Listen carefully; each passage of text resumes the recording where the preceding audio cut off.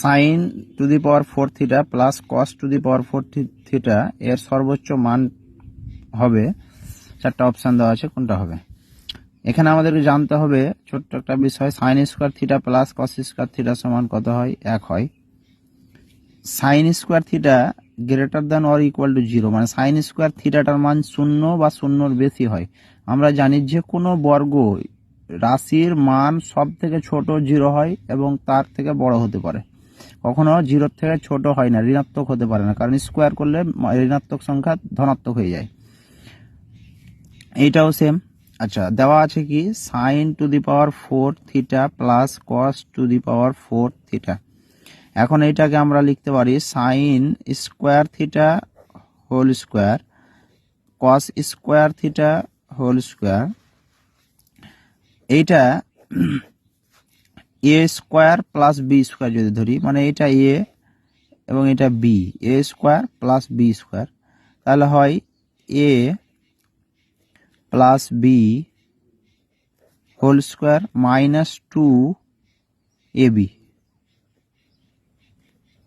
এ হলো sine square theta, B হচ্ছে কস square theta, বাইরের স্কোয়ারটা ধরো, আর এটা হচ্ছে এ, তাহলে এ স্কোয়ার প্লাস বি স্কোয়ার, মানে এইটা এ আর এটা বি। আচ্ছা, এখন আমরা জানি sign square theta plus cos square থিটার মান কত? 1, এখানে লিখে হয়েছি আমি, 1-এর স্কোয়ার করলে 1 হয়, minus 2 sign square theta into cos square theta.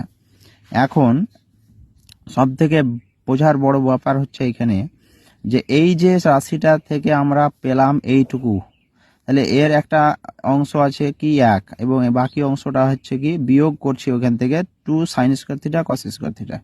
আমরা জানি, এখানে আমি একটা ছোট্ট একটা উদাহরণ দিই, আমি 7 থেকে যদি 1 বিয়োগ করি 6 হয়, 7 থেকে যদি 2 বিয়োগ করি 5 হয়, 7 থেকে যদি 4 বিয়োগ করি তাহলে 3 হয়। আস্তে আস্তে দেখতে পাচ্ছি যে এই যে মানটা পাচ্ছি এই গোটা রাশিটার মানটা আস্তে আস্তে কমছে। কেন? যেটা বিয়োগ করছি সেটা বাড়াচ্ছি, তাহলে এইটা যত বেশি হবে, বিয়োগ যেটা আমরা করছি, এটা বিয়োগ হচ্ছে, সেটা যদি আমরা বেশি করি, বেশি হয়, অর্থাৎ তার মানটা যদি বাড়াই, তাহলে বিয়োগ ফলটা কমছে। এটা যত বাড়ছে এটা তত কমছে, এইটা কিন্তু ফিক্সড আছে।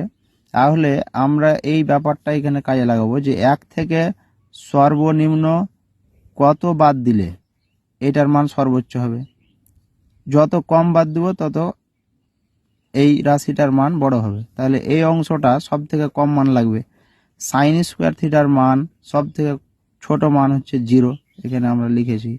কস স্কোয়ার থিটার সব থেকে ছোট মান 0, তাহলে এখান থেকে আমরা লিখতে পারি যে এই অংশটার যদি সর্বনিম্ন মান ধরি, তাহলে এই অংশটার কি হবে? সর্বোচ্চ মান হবে। তার মানে এই রাশিটার সর্বোচ্চ মান কত হবে? 1 হবে। তাহলে এ অপশানটা হচ্ছে আমাদের সঠিক অপশান।